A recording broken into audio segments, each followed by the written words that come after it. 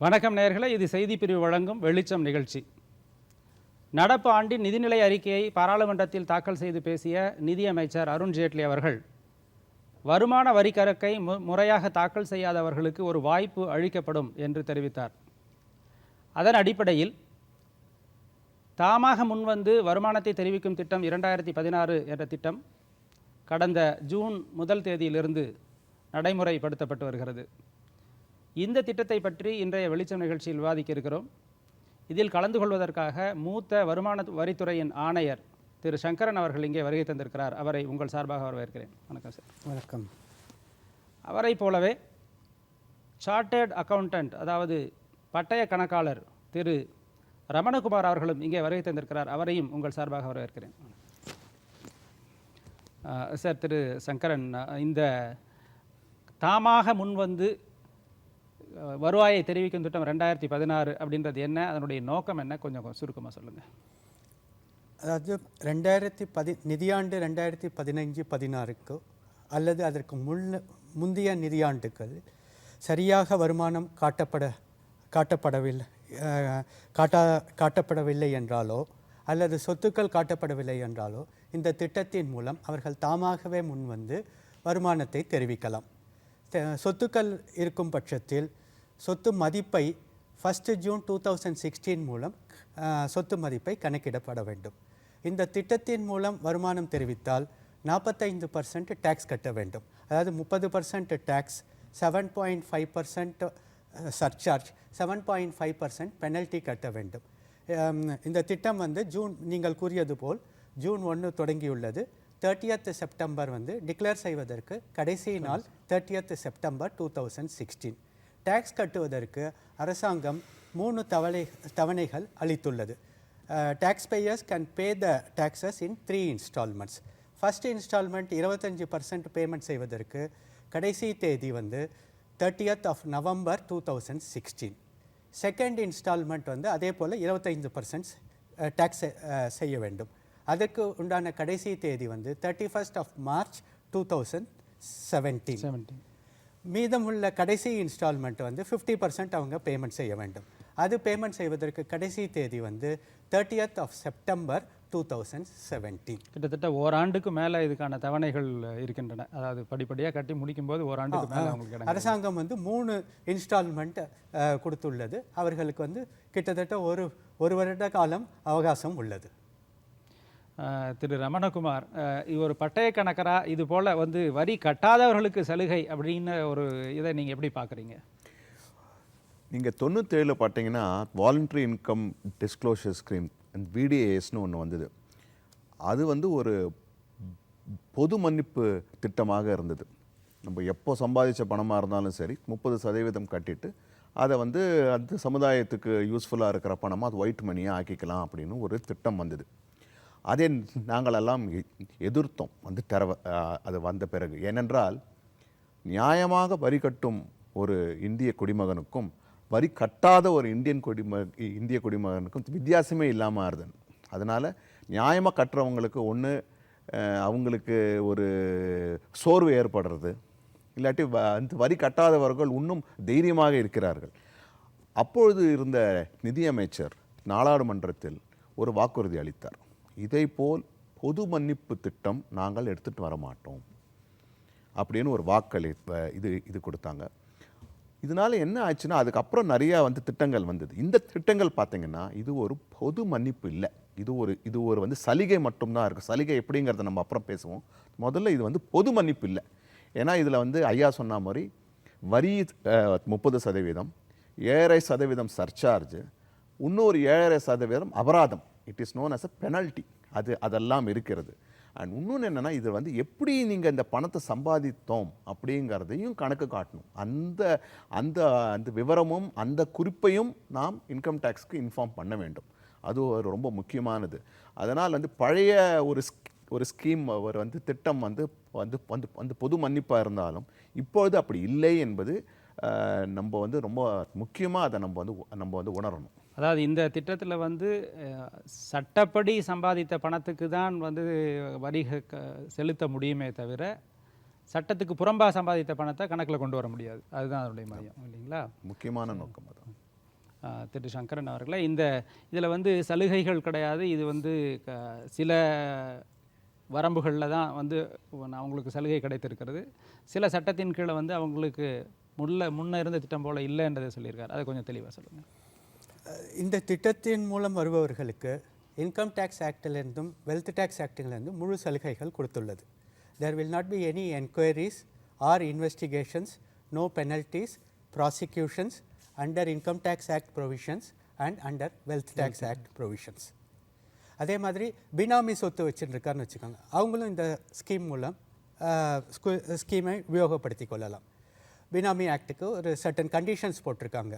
அதாவது பினாமி ப்ராப்பர்ட்டியை வந்து 30th செப்டம்பர் 2017 ஒரிஜினல் ஓனருக்கு வந்து ரிஜிஸ்ட்ரேஷன் பண்ணிக்கணும். டேக்ஸ் வந்து கட்டி ஆகணும். 45% 3 இன்ஸ்டால்மெண்ட்டில் டேக்ஸ் கட்டி ஆகணும். அதே மாதிரி பினாமி ப்ரொவிஷன்ஸ் ஆக்ட்லேருந்து அவங்களுக்கு சலுகைகள் உண்டு. இது வந்து இந்த ஸ்கீமில் வந்து உபயோகப்படுத்துவர்களுக்கு இந்த சலுகைகள் வந்து அரசாங்கம் அளித்துள்ளது. இந்த ஸ்கீமில் வந்து வரும் இன்ஃபர்மேஷன் கொடுக்கிறவர்களோட இன்ஃபர்மேஷன் வந்து கான்ஃபிடென்ஷியாலிட்டி வில் பி மெயின்டைன். ரகசியம் வந்து full 100% confidentiality will be maintain by the government. இதில் கொடுக்குற இன்ஃபர்மேஷனை வந்து வேறு அதர் டிபார்ட்மெண்ட்ஸ் கிட்ட வந்து இதை வந்து ஷேர் பண்ண மாட்டோம். இன்கம் டேக்ஸ் டிபார்ட்மெண்ட்டில் வந்து it will be kept as strictly confidential. இதெல்லாம் வந்து சலுகைகள் வந்து இந்த திட்டத்தின் மூலம் வரி செலுத்துபவர்களுக்கு அரசாங்கம் அளித்துள்ளது. அதே இது நீங்கள் முன்னாடி சற்று முன் கூறிய போது வருமானம் வந்து வரம்புக்கு உட்பட்ட வருமானத்துக்கு தான் இந்த ஸ்கீம் பொருந்தும். அதாவது வந்து ப்ரிவென்ஷன் ஆஃப் கரப்ஷன் ஆக்ட்னு ஒரு ஆக்ட் இருக்குது. அதே மாதிரி offences under Indian penal code இருக்குது. அதே மாதிரி ஸ்மக்லிங் வந்து it is an anti social activity. COFEPOSA அந்த மாதிரி சட்டத்துக்கு புறம்பான செயல்கள் இருந்தானா, அதன் மூலம் வருமானம் வந்தானா இந்த ஸ்கீமை வந்து பயன்படுத்திக்க முடியாது. இப்போ வருமான வரித்துறையினுடைய நேரடி நடவடிக்கையில் ஏற்கனவே ஒரு சர்வேன்னு சொல்லக்கூடிய கணக்கெடுப்பில் வந்திருக்கு, அல்லது நோட்டீஸ் ஒருத்தருக்கு இஷ்யூ ஆயிருக்குன்னா அந்த கேசஸ் எப்படி இதில்? அதாவது வருமான வரித்துறை வந்து சர்ச்சஸ்னு ஒரு ஆக்ஷன் வந்து சர்ச் அண்ட் சீஷர்னு ஒரு ஆக்ஷன் இருக்குது. சர்ச் அண்ட் சீஷர் ஆக்ஷன் இருந்தாலோ அல்லது நீங்கள் கூறியபடி சர்வே ஆக்ஷன் இருந்தாலோ அந்த சர்வே பண்ணின இயருக்கு வந்து they can not avail the benefit under IDS scheme. Survey இல்லாத இஷ்யூஸ்க்கு வந்து they can avail the IDS scheme. சர்வேல இஷ்யூஸ் இருந்ததுன்னா அந்த இஷ்யூஸ்க்கு வந்து இந்த ஸ்கீமை வந்து பயன்படுத்தி கொள்ள முடியாது. அதே மாதிரி சர்ச் பண்ண உடனே நாங்கள் வந்து டிபார்ட்மெண்ட் மூலம் சர்ச் மெட்டீரியல்ஸை கன்சிடர் பண்ணி நோட்டீஸ் இஷ்யூ பண்ணுவாங்க. அந்த சம்மந்தப்பட்ட கம்பெனிக்கோ இல்லை சம்மந்தப்பட்ட நிறுவனத்துக்கோ சம்மந்தப்பட்ட இண்டிவிஜுவலுக்கோ நோட்டீஸ் இஷ்யூ பண்ணுவாங்க. அந்த மாதிரி நோட்டீஸ் இஷ்யூ பண்ணான்னா துறை வந்து சர்ச் பண்ண இயருக்கும் அதுக்கு முந்தைய 6 வருஷத்துக்கும் நோட்டீஸ் இஷ்யூ பண்ண முடியும். அந்த வருஷத்துக்கு வந்து இந்த ஐடிஎஸ் ஸ்கீமை வந்து அவர்கள் பயன்படுத்தி கொள்ள முடியாது. அதே சர்ச்சில் வந்து ஒருத்தர் வந்து 15 வருஷம் முன்னாடி 20 வருஷம் முன்னாடி ஒரு சொத்து வாங்கியிருக்காருன்னு வச்சுக்கோங்க, இல்லை வருமானம் ஈட்டியிருக்காருன்னு வச்சுக்கோங்க, அவர் வந்து இப்போ வந்து இந்த ஸ்கீமை பயன்படுத்திக்கலான்னு 15 வருஷம் முன்னாடி பண்ண வருமானத்துக்கோ இல்லை சொத்துக்கோ இந்த ஸ்கீமை வந்து அவைல் பண்ணலாம். 45% டேக்ஸ் கட்டலாம். பட் இந்த 6 வருஷமும் நோட்டீஸ் இஷ்யூ பண்ணியிருந்தா இந்த ஸ்கீமை பயன்படுத்தி கொள்ள முடியாது. அதாவது சட்டம் வந்து கழுத்தை பிடிக்க வரும்போது அதிலேருந்து தப்பிக்கலாம்னு நினைக்க முடியாது. நீங்கள் தானாக வந்து முன் வந்து சொல்லக்கூடிய தகவலுக்கு தான் இது பொருள். நீங்கள் சரியாக கூறியுள்ளார்கள். அதாவது இந்த போல் திட்டங்கள் அறிவிக்கும்போது ஒரு புறம் வந்து சலுகைகள் வந்து அதிகம் இல்லைன்றது ஒரு பேச்சு வருது. முறையாக வரி கட்டுறவங்களுக்கு எங்களுக்கு பாதகமான சூழ்நிலையும் வரி கட்டாதவர்களுக்கு சாதகமான சூழ்நிலையும் ஒரு பேச்சு வருது. ஆனால் இப்போ இந்த நடப்பு திட்டம் வந்து ஒரு இரண்டுக்கும் நடுவில் ஒரு பேலன்ஸ் மெயின்டைன் பண்ணுறது மாதிரி ஒரு சூழ்நிலை தெரிகிறது. இப்போ நீங்கள் 2 பேரும் சொன்னதுலேருந்து பார்க்கும்போது இப்படிப்பட்ட சூழ்நிலையில் எந்த அளவுக்கு இது சக்ஸஸ்ஃபுல்லாக வர முடியும், எந்த அளவு மக்கள் தானே முன் வந்து கணக்கு தெரிவிப்பாங்கன்னு நினைக்கிறீங்க? இது ஒரு ரொம்ப முக்கியமான ஒரு திட்டம். நம்ம இந்தியா இருக்கிற காலகட்டத்தில் இது மாதிரி ஒரு திட்டம் கொண்டு வரது ரொம்ப முக்கியமானது. அந்த கவர்மெண்ட்டும் அதை பற்றி ரொம்பவே சீரியஸாக இருக்காங்க. போன வருஷம் வெளிநாட்டில் இருக்கும் கருப்பு பணத்தை எடுத்துக்கொண்டு இந்தியாவுக்கு வருவதற்கு ஒரு திட்டத்தை இது பண்ணாங்க. எந்த திட்டமாக இருந்தாலும் அதில் ஒரு வெயிலும் இருக்கும், ஒரு நிழலும் இருக்கும். இதில் பிரச்சனைகள்னு பார்த்தீங்கன்னா ஒன்று வேல்யூவேஷன். நான் வந்து 87ல் ஒருவர் ஒரு சொத்தை 10 லட்சம் ரூபாய்க்கு வாங்கியிருக்காரு.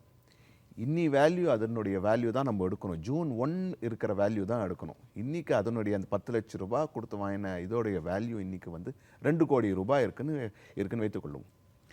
அதுக்கு 45% நான் கட்ட வேண்டும். அவர் கட்ட வேண்டிய தொகை வந்து வரி பேஸ்ன்னு சொல்கிறது 2 கோடி ரூபாய். பேஸ் வந்து 2 கோடி ரூபாய், 10 லட்சம் ரூபாய் இல்லை, 2 கோடி ரூபாய்.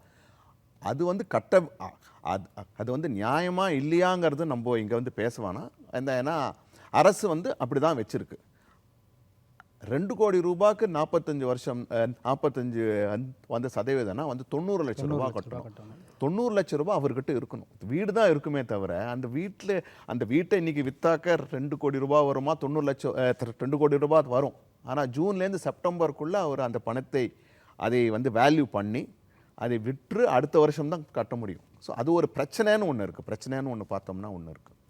இன்னொன்று என்னென்னா, இன்கம் டேக்ஸ் வந்து ரொம்ப நியாயமானது தான். இது நான் வந்து இன்கம் டேக்ஸ் குறை சொல்லலை. அதில் இன்கம் டேக்ஸும் வெல்த் டேக்ஸ்லேருந்து தான் இம்யூனிட்டி கொடுத்துருக்காங்க. எனக்கு சர்வீஸ் டேக்ஸ்லேருந்தோ சேல்ஸ் டேக்ஸ்லேருந்தோ இம்யூனிட்டி உண்டான்னு கேட்டால் இல்லை. வருமான வரித்துறை நம்ம அந்த தாக்குதல் பண்ண அந்த இன்ஃபர்மேஷனை சீக்ரெட்டிவாக வச்சுக்கிறேன்னு சொல்லியிருக்காங்க. ஆனால் வேறு ஒரு துறை அந்த சேல்ஸ் டேக்ஸோ சர்வீஸ் டேக்ஸோ நீங்கள் இன்கம் டேக்ஸ்க்கு என்ன கொடுத்துருக்கீங்கன்னு எங்களுக்கு ஃபைல் பண்ணுங்கன்னு ஒரு சமன் அனுப்பிச்சாக்க அனுப்புறதுக்கு வாய்ப்பு இருக்கா இல்லையாங்கிறது தெரியாது. ஆனால் வந்து தியரட்டிக்கலாக இருக்குது. பண்ணால் அதில் பிரச்சனைகள் வரும். என்ன சொல்ல வரேன்னா, நம்ம வந்து எந்த பணத்தை வேணாலும் இதில் வந்து தாக்குதல் பண்ண முடியாது. ஒரு ப்ரொஃபஷனலோட ஹெல்ப் எடுத்துக்கிட்டு இது பண்ணால் மற்ற பிரச்சனைகள் வராமல் இருக்கிற சோர்ஸஸை இதில் வந்து தாக்குதல் பண்ணி நம்மளுடைய கருப்பு பணத்தை வெள்ளை பணமாக்கிக் கொள்ளலாம். இப்போ அவர் ஒரு முக்கியமான ஒரு பாயிண்ட்டை எழுப்பியிருக்கிறார். என்னென்னா, இந்த ரகசியம் காக்கிறதுன்றது இதனுடைய அடிப்படையான ஒரு விஷயம். இது வந்து மற்ற துறைகள் கேட்டாக்கா அவர் அதே தகவலை தர வேண்டிய கட்டாயம் இருக்கிறதா? அது என்ன சொல்கிறீங்க? அது இந்த இன்கம் டிக்ளரேஷன் ஸ்கீம் ஃபார்ம் வந்து வெரி வெரி சிம்பிள் ஃபார்ம். எந்த சோர்ஸ்லேருந்து இன்கம் அவங்க ஈட்டியிருக்காங்கன்னு தான் கொடுக்கணுமே தவிர்த்து டீட்டெயில்ஸை வந்து டிக்ளரேஷனில் அவங்க கொடுக்க தேவையில்லை. இவங்க வந்து source of income business income, source of income cash, source of income jewellery, அந்த மாதிரி வெரி மினிமம் டீட்டெயில்ஸ் தான் இந்த ஸ்கீமில் வந்து அவங்கள வந்து they will be giving in the declaration. அந்த டீட்டெயில்ஸை வந்து வருமான வரித்துறை வந்து ரகசியமாக வைத்து கொள்ளப்படும். ஏதாவது வருமான வரி இன்கம் டேக்ஸ் ஆக்டில் செக்ஷன் 138ன்னு ஒரு செக்ஷன் இருக்குது. அதில் வந்து ஏதாவது ஒரு இப்போ சப்போஸ் சென்ட்ரல் எக்ஸைஸ் டிபார்ட்மெண்ட் இருக்குது, இல்லை கஸ்டம்ஸ் டிபார்ட்மெண்ட் இருக்குது, இல்லை வேறு ஏதாவது டிபார்ட்மெண்ட் இருக்குது, அவங்க கேட்டால் கூட இந்த டிக்ளரேஷனில் கொடுத்த டீட்டெயில்ஸை வந்து நாங்கள் வந்து பகிர்ந்து கொள்ள மாட்டோம். ஈவன் வித்தின் த டிபார்ட்மெண்ட்லேயும் we will not share this information. அதாவது வழக்கமான வரி விதிப்புக்காக இந்த தகவலை பயன்படுத்த மாட்டீங்க. இந்த தகவல் வந்து தனியாக வைக்கப்படும். We will keep this information strictly confidential. 100% confidentiality will be maintained. அவர் என்ன நீங்கள் கேட்ட கொஸ்டினில் வந்து சர்வீஸ் டேக்ஸுக்கு வந்து நோட்டீஸ் இஷ்யூ பண்ணி அவங்க டீட்டெயில்ஸ் கேட்டாங்கன்னா அவர் இதே டீட்டெயில்ஸை தான் கொடுக்கலாம். நான் இந்த மாதிரி கமிஷன்லேருந்து வாங்கினேன், பிஸ்னஸ் இன்கத்துலேருந்து வாங்கினேன், இதான் டீட்டெயில்ஸு அப்படின்னு சொல்லிட்டு இதே டீட்டெயில்ஸை அந்த துறைக்கும் அவங்க காமிக்கலாம். அது இதனால் அவருக்கு பாதிப்பு ஏற்படுறதுக்கு வாய்ப்பு ஒன்றும் இல்லைன்னு நம்ம சொல்ல முடியும். பாதிக்க ஏற்படாது என்று நான் கருதுகிறேன். இப்போ இந்த மாதிரி ஒரு திட்டத்தை நம்ம செய்யும்போது நீங்கள் ஏதாவது வருமான வரித்துறையில் இவ்வளவு இலக்குன்னு ஏதாவது நிர்ணயிச்சிருக்கீங்களா? இதனால் இவ்வளோ இலக்கு வருமானத்தை அடைய முடியுன்ற ஏதாவது இருக்குங்களா? இது வந்து தானாக முன்வந்து அறிவிக்கும் திட்டம். இதுக்கு வந்து அரசு வந்து இலக்கு ஒன்றும் ஃபிக்ஸ் பண்ணவில்லை. தானாக முன்வந்து அறிவிக்கும் திட்டம். இதற்காக தனி இலக்கு ஒன்றும் இல்லை. அது no targets, no specific targets. இதில் வந்து பயன்படுத்துறதுக்கு ஒருத்தர் வந்து விண்ணப்பிக்கும் போது என்னவெல்லாம் அவர் நடைமுறையில் என்னென்ன மாதிரி இருந்தால் அவர் வந்து இதில் சலுகை பெற முடியும், என்ன மாதிரி இருந்தால் சலுகை பெற முடியாதுன்ற விஷயங்கள் இருந்தால் சொல்லுங்கள். அதாவது ஒரு குறிப்பிட்ட சட்டப்பிரிவின் கீழ் பயன்படுத்துறதுக்கு அவருக்கு, அதாவது இப்போது எடுத்துக்காட்டுக்கு சொல்லணும்னா, இப்போ அவர் வந்து தன்னுடைய சொத்தை டிக்ளேர் பண்ணுறாரு. ஆனால் நீங்கள் அதுக்கு வரி சலுகை கொடுக்க முடியாதுன்றதா நீங்கள் உங்களுடைய துறையிலிருந்து இப்போ நம்ம பல விவாதங்கள் சொல்லிகிட்டு இருந்தோம். அதுபோல் இந்த பிரிவின் கீழ் வரதுனால அவருக்கு சலுகை கொடுக்க முடியாதுன்னு வச்சுக்கோங்க. அதாவது முன்னாடி சொல்கிறபடி இது சர்ச்சாக இருந்ததுன்னா அவருக்கு வந்து சலுகை கொடுக்க முடியாது. அதே மாதிரி சர்வேயாக இருந்ததுன்னா சர்வே பண்ண இயருக்கு வந்து சலுகை கொடுக்க முடியாது. அதே மாதிரி துறையின் மூலம் ஸ்க்ரூட்டினி அசஸ்மெண்ட் ஏற்கனவே எடுத்துக்கொண்டு இருந்திருந்தார், நோட்டீஸ் அவருக்கு வந்திருக்கும், வருமான வரி பிரிவின்படி நோட்டீஸ் வந்திருக்கும். அந்த மாதிரி நோட்டீஸ் வந்திருந்தான்னா அதாவது சலுகை கொடுக்க முடியாது. அதே மாதிரி ஒரு நபர் வந்து நிறுவனமோ இல்லை கம்பெனியோ இல்லை ஒரு நபரோ வந்து அசஸ்மெண்ட்டை வந்து ரீஓப்பன் பண்ணியிருக்காங்கன்னு வச்சுக்கோங்க. அப்போ வந்து நோட்டீஸ் துறையின் மூலம் நோட்டீஸ் வந்திருக்கும். அது வந்து 148 நோட்டீஸ்பாங்க. அதாவது ரீஅசஸ்மெண்ட் செய்வாங்க, மறு ஆய்வு செய்வாங்க. மறு ஆய்வு செய்வதற்கு அவருக்கு வந்து நோட்டீஸ் ஏற்கனவே சர்வ் ஆயிருந்தான்னா இந்த ஸ்கீம் மூலம் இந்த ஸ்கீமை அவர் பயன்படுத்தி கொள்ள முடியாது. இந்த வருமான வரித்தினுடைய இந்த முயற்சியை முக்கிய நோக்கம் வந்து நாட்டில் இருக்கக்கூடிய கருப்பு பணத்தை வந்து வரி முறையான கணக்கு கொண்டு வர்றது தான். நம்ம பார்க்கும் பொழுது இங்கே இந்தியாவில் இருக்கக்கூடிய கருப்பு பணத்தினுடைய அளவுன்னு சொல்லும்போது மிகப்பெரிய அளவில் லட்சக்கணக்கான கோடிகள்னு சொல்லிட்டு இருக்கிறாங்க. இதில் எந்த அளவு இதில் கணக்குக்கு வரக்கூடிய வாய்ப்பு இருக்கிறது? இதில் கணக்குக்கு வரக்கூடிய வாய்ப்பு பார்த்திங்கன்னா, இதில் வந்து முக்கியமாக இந்த பினாமி டிரான்சாக்ஷன்ஸ்லேருந்து வந்து அந்த சலுகை அளிக்கிறாங்க. நிறையா பேர் வந்து பணத்தை சம்பாதித்து வேற ஒருவர் பேரில் வந்து ப்ராப்பர்ட்டிஸ் வாங்கி வச்சுருக்காங்க. அவங்களுக்கு இது ரொம்ப யூஸ்ஃபுல்லாக இருக்கும். இது வந்து அவங்க 45% இன்னி வேல்யூவில் இன்றைக்கி அவர் அந்த வந்து சொத்தை வாங்குற மாதிரி இன்னி வேல்யூ வந்து ஜூன் 1ஆம் தேதி வேல்யூவில் 45% வந்து கட்டிட்டு அதை அவருடைய சொத்தாக வைத்துக்கொள்ளலாம். அதுக்கு அது இது வந்து ஒரு ரொம்ப முக்கியமான ஒரு இது. இதில் வந்து சலுகைகள் இல்லைன்னு சொல்லும்போது அந்த சலுகைகளே இல்லைன்னு சொல்ல முடியாது. ஏன்னா ஒரு வந்து சாதாரணமாக வருமான வரி கட்டாதவருக்கு இன்ட்ரெஸ்ட் உண்டு, பெனல்ட்டி உண்டு, ப்ராசிக்யூஷன் உண்டு. இப்போ நிறைய ப்ராசிக்யூஷன் ஆரம்பிச்சிருக்காங்க. ஏன்னா இது எல்லாரையும் வந்து சமுதாயத்தில் வந்து இன்கம் டேக்ஸ் வந்து கட்ட வேண்டியது நம்முடைய கடமைன்னு என்று உணர்த்துவதற்காக எல்லாம் இந்த மாதிரி ப்ரொசீடிங்ஸ் எல்லாம் எடுத்துகிட்டு வராங்க. இதில் அதெல்லாம் இல்லை. 45% கட்டிட்டாக்க அதோட நம்மளுடைய பிரச்சனை வந்து முடிஞ்சிடும். சப்போஸ் நம்ம இந்த ஸ்கீமில் போகலைன்னா மற்ற பிரச்சனைகள்லாம் வரும். வந்து பெனல்ட்டி வரும், இன்ட்ரெஸ்ட் வரும், ப்ராசிக்யூஷன் வரும். அது ஒரு மிகவே இழுத்துக்கொண்டே போகும். அந்த ஒரு வழக்கு இழுத்துக்கொண்டே போகும். அதனால் இப்படிப்பட்ட இருக்கிறவங்களுக்கு ரொம்பவே அட்வான்டேஜியஸ் பொசிஷன், ரொம்பவே நன்மை தரக்கூடியது. அவரும் நிம்மதி சம்பாதிக்கலாம். நாங்கள் பையிங் பீஸும் அந்த டிபார்ட்மெண்ட்டுக்கு லெட்டர் எழுதும் போது நாங்கள் இந்த வரியை கட்டிடுறோம் ஃபார் பையிங் பீஸ், இதுக்கு மேலே பிரச்சனை வேண்டாம், நாங்கள் கட்டிடுறோன்னு. அந்த ஒரு நோக்கத்தில் தான் இந்த வந்து திட்டத்தை எடுத்துன்னு வந்திருக்காங்க. ஆனால் இந்த திட்டத்தில் எடுத்துன்னு வந்ததில் ரொம்பவே கேர்ஃபுல்லாக இருக்குது. ஏன்னா அவங்க வந்து நம்ம வந்து முதல்ல பேசின மாதிரி இந்த சர்வீஸ் டேக்ஸ், சேல்ஸ் டேக்ஸ்க்கு இன்கம் டேக்ஸ் வந்து உத்தரவாதம் கொடுக்க முடியாது. வேறு ஒரு வந்து துறையிலேருந்து ஒரு கேள்வி கேட்டால் அது நீங்கள் கேட்கக்கூடாதுன்னு வருமான வரி அதிகாரிகள் வந்து சொல்ல முடியாது. அது நம்மளுடைய சட்டத்திலே இல்லை. அதனால் யார் அதில் போகலாம், எப்படி போகலாங்கிறது கொஞ்சம் கேர்ஃபுல்லாக தான் போகணுங்கிறது என்னுடைய ஒப்பீனியன். சரி, இதில் முக்கியமாக இன்னொரு அம்சம் பார்க்க வேண்டியது என்னென்னா, நீண்ட காலத்துக்கு முன்னால் வந்து வருமான வரின்றது 97.5% வரைக்கும் இருந்தது. அன்றைக்கு என்ன வாதம் முன்வைக்கப்பட்டதுன்னாக்கா, இந்த வரி சதவீதம் இவ்வளோ உயர்வாக இருக்கிறது தான் இந்த கருப்பு பணம் அல்லது கணக்கில் காட்டாமல் இருக்கிறதுக்கு காரணம்னு சொல்லப்பட்டது. இன்றைக்கி 30% குறைத்த பின்னாலும் கூட இந்த கருப்பு பணம் புழக்கம் இருக்கிறதுனா அதுக்கு என்ன காரணம்னு நினைக்கிறீங்க? இந்தியாவுடைய 30% வரி வந்து அதிகம்னே சொல்ல முடியாது. இந்தியாவுடைய அந்த சைஸுக்கும் இந்தியாவுடைய ஜனத்தொகைக்கும் அந்த 30% மிகவும் நியாயமானது. இந்த 125 கோடி மக்கள் இருந்தாலும் அதில் 2 கோடியோ 5 கோடியோ மக்கள் தான் வருமான வரி செலுத்துகிறார்கள். 95% of the Indian population is not under the income tax purview. ஒன்று வந்து இந்த வந்து அக்ரிகல்ச்சர் இன்கம் வந்து விவசாயத்துலேருந்து வர இதுக்கு நமக்கு வந்து வரியே கிடையாது. அப்படி இருக்கும்போது நிறையா பேருக்கு வந்து வருமானம் கணக்கு தாக்கல் செய்ய வேண்டியங்கிற அவசியமே இல்லை. அதனால் இந்த ரேட் நீங்கள் மற்ற இடத்துல பார்த்தீங்கன்னா ஜப்பானில் அதிகமாக இருக்குது, ஆஸ்திரேலியாவில் அதிகமாக இருக்குது, சுவிட்சர்லாண்டில் அதிகமாக இருக்குது, அமெரிக்காவில் அதிகமாக இருக்குது. இதில் வந்து வருவாயை எடுத்துக்கிட்டு அதுக்கப்புறம் நம்ம எல்ஐசி, பிபிஎஃப் நிறைய சலுகைகள் இருக்குது. நிறைய சலுகைகள் all the economic activities for the general public is being administered by the income tax act. இல்லை, நான் கேட்ட கேள்வியினுடைய மையம் வந்து கட்ட வேண்டிய வரி, ஆனால் வரி வைப்பு ஏன் இருக்கிறதுன்றது தான் என்னுடைய கேள்விங்க. 30% தான் வரி கட்ட வேண்டும் என்ற சூழ்நிலையிலும் கூட பல பேர் ஏன் வரி கட்டாமல் இருக்கிறாங்கன்றது தான் கேள்வி. ஒன்று வந்து பழகி போயிடுது சார். இவ்வளோ வருஷம் நான் கட்டலை, இப்போ கூட நான் கட்டணுமாங்கிறது எல்லாருக்கும் பழகி போயிடுது.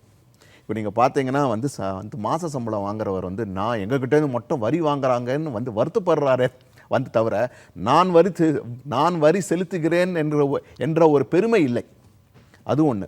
இன்னொன்று என்னென்னா அட்மினிஸ்ட்ரேஷன் கூட எவ்வளோ பேர் தான் நம்ம வந்து அந்த டிபார்ட்மெண்ட், இப்போவே டிபார்ட்மெண்ட் பார்த்தீங்கன்னா ரொம்ப பெருசாக இருக்குது. எவ்வளவு பேரை போய் பார்த்து அவங்களுக்கு இது பண்ணி எஜுகேட் பண்ணி பண்ணுறது. ரெண்டாவது. மூணாவது, இந்தியாவில் எப்போவுமே இந்த பேரலல் எக்கானமி ஒன்று வந்து ஓடிட்டே இருக்கும் பேரலல் எக்கானமி. ஏன்னா ஒன்று கேஷில் புழங்கிறதுக்கு நிறையா ரீசன்ஸும் இருக்கும். அப்புறம் நீங்கள் வந்து சொன்ன மாதிரி 97% இன்கம் டேக்ஸ் ரேட் இருந்தபோது ஹோல்டு பண்ண அமௌண்ட்ஸ் எல்லாம் இருக்கும். அது வந்து வெளியில் வரும்போது அது பிளாக்கு இது ஒயிட்டுன்னு வந்தாக்க மிஸ்மேட்ச் ஆகிடும், பிரச்சனை வரும். அதனால் அதுவும் பிளாக் ஓடிட்டுருக்கும். இதெல்லாம் வந்து நிவர்த்தி பண்ணுறதுக்கு இது மாதிரி வந்து திட்டங்கள் எடுத்துன்னு வந்து அந்த மக்களுக்கு இதனுடைய முக்கியத்துவம் இதை நம்ம வந்து எடுத்துக்காட்டி சொல்ல தான் இது மாறும். ஆனால் இது வந்து கண்டிப்பாக மாறும். இப்போ டிபார்ட்மெண்ட் வந்து 360 டிகிரிஸ்னு ஒரு ஸ்கீம் ஒன்று எடுத்துன்னு வந்திருக்காங்க. ஒரு டிரான்சாக்ஷன் இருக்குன்னு வைங்க. ஒரு வந்து நிலத்தை வாங்குவதற்கோ விற்பதற்கோ ஒரு டிரான்சாக்ஷன். இவ்வளோ நாள் என்னென்னா வாங்குவதற்கு ஒரு வந்து செப்பரேட் இன்கம் டேக்ஸ் டிபார்ட்மெண்ட்ஸ் அந்த செப்பரேட் செக்ஷன் வார்டுன்னு இருக்கும். விற்பவருக்கு இன்னொன்று இருக்கும். இப்போ அப்படி இல்லை. எல்லாத்தையும் ஒன்றா கொண்டு வந்து ஒரே பேப்பர்லேயோ ஒரே ஸ்க்ரீன்லேயோ அந்த டிரான்சாக்ஷன் ஃபுல்லாக பார்த்தா அதில் வந்து எவ்வளோ கருப்பு இருக்குது எவ்வளோ வெள்ளை இருக்குங்கிறதெல்லாம் பார்த்துடலாம். நகை வாங்கினா ஒரு 50,000 ரூபாய்க்கு மேலே நகை வாங்கினா அதுக்கு வந்து நம்மளுடைய பேன் நம்பர் கொடுத்தாகணும். 10 லட்சம் ரூபாய்க்கு மேலே வந்து கார் வாங்கினாக்கா அதுக்கு நம்ம பேன் நம்பர் கொடுக்கணும். நான் பாட்டு 10 கோடி ரூபாய்க்கு வந்து கேஷில் விற்றுட்டு இந்த பக்கம் போய் நான் வந்து 15 லட்சம் ரூபாய்க்கு ஒரு கார் வாங்கிட்டு போகலாம். இவ்வளோ நாளாக இது வந்து செப்பரேட்டாக ட்ராக் ஆகும், இது செப்பரேட்டாக ட்ராக் ஆகும். இப்போ எல்லாத்தையும் ஒன்றா சேர்த்து டிபார்ட்மெண்ட் எடுத்துக்கிட்டு பண்ணுறாங்க. இந்த வந்து நிலைமை மாறும். இந்த நிலைமை நிச்சயமாக மாறும். மக்களும் அதுக்கு வந்து ஒத்துழைப்பு கொடுக்க வேண்டும்ங்கிறது என்னுடைய. இந்த திட்டம் வந்து சிறப்பானதாக இருந்தாலும் கூட இதில் மக்கள் வந்து எப்போ அதிகமாக பயன்பெறுவார்கள்னு சொன்னால், ஒருவேளை இப்போ நான் வந்து இந்த திட்டத்தை பயன்படுத்தி என்னுடைய வருமானத்தை கணக்கு காமிக்கலைன்னா நாளைக்கு இதை விட பெரிய ஆபத்து எனக்கு வரும் என்ற சூழ்நிலை இருந்தால்தான் செய்வாங்க. அதை உறுதிப்படுத்துறதுக்கு வருமான வரித்துறை என்ன நடவடிக்கை எடுத்துட்டு இருக்கு? அரசாங்கம் வந்து அறிவித்துள்ளது. இந்த திட்டம் வந்து ஜூன் 1 செப்டம்பர் 30 வரைக்கும் தான் உண்டு. Window period is from 1 June to 30 September. உங்களுக்கு நிம்மதி வேணும் என்றால், சொத்துக்கள் கணக்கில் காட்டவில்லை என்றால், வருமானம் நீங்கள் கணக்கில் காட்டவில்லை என்றால் இந்த ஸ்கீமை பயன்படுத்தி கொள்ளுங்கள், பயனடையுங்கள் என்று கிளியராக தெரிவித்துள்ளது. இந்த திட்டத்தின் மூலம் வரவில்லை என்றால் நீங்கள் முன்னாடி கூறியபடியே வந்து department collects information from various sources, registration department, banks and so many other டிபார்ட்மெண்ட்ஸ்லேருந்து பண்ணுற டிரான்சாக்ஷன்ஸ் டீட்டெயில்ஸ் வந்து எங்களுக்கு வந்து கம்பல்சரியாக வந்து they are furnishing it annual information ரிப்போர்ட்னு. Transaction name of the person, what is the value, date of transaction, எல்லா இன்ஃபர்மேஷனும் வந்து இன்கம் டேக்ஸ் டிபார்ட்மெண்ட்டுக்கிட்ட உள்ளது. இது வந்து 360 டிகிரி ப்ரொஃபைல்னு சொல்கிறாங்க. இல்லாட்டி ப்ராஜெக்ட் இன்சைட்னு வந்து இன்கம் டேக்ஸ் டிபார்ட்மெண்ட் ஒரு தனி ஸ்கீமையே வந்து லான்ச் பண்ணியுள்ளது. அந்த ஸ்கீமோட பேர் வந்து ப்ராஜெக்ட் இன்சைட். அந்த மூலமாக பெரிய ஹை வேல்யூ டிரான்சாக்ஷன்ஸ் இருந்தது. இந்த ஸ்கீமை வந்து அவங்க அவைல் பண்ணலன்னா இந்த துறை வந்து நோட்டீஸ் இஷ்யூ பண்ணலாம். இன்கம் டேக்ஸ் ஆக்ட் ப்ரொவிஷன்ஸ் பிரகாரம் நோட்டீஸ் இஷ்யூ பண்ணலாம். நோட்டீஸ் இஷ்யூ பண்ணான்னா அவங்க வந்து டேக்ஸ் கட்டியாக வேண்டும், அதுக்கப்புறமா இன்ட்ரெஸ்ட் கட்டியாக வேண்டும். பெனல்ட்டி வந்து மினிமம் 100% பெனல்ட்டி, மேக்ஸிமம் வந்து 300% பெனல்ட்டி. அப்புறமா ப்ராசிக்யூஷன் ஆக்ஷன். ப்ராசிக்யூஷன்னா கம்ப்ளைண்ட் வந்து கோர்ட்டில் ஃபைல் பண்ணுவாங்க.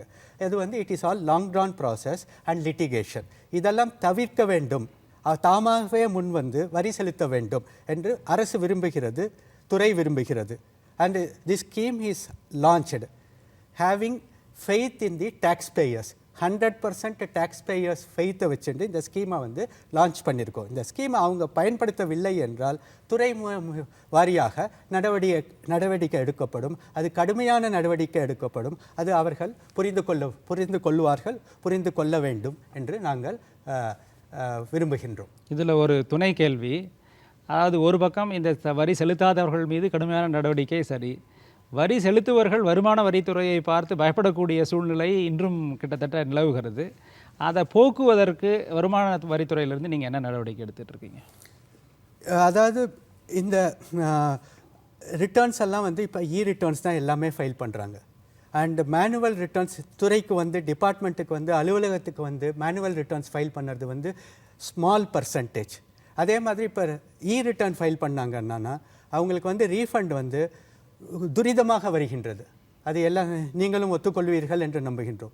அதாவது இப்போ ரிட்டர்ன்ஸ் ஃபைல் பண்ணுறதெல்லாம் வந்து சிபிசி சென்ட்ரல் ப்ராசஸிங் சென்டர் என்று பெங்களூரில் உள்ளது.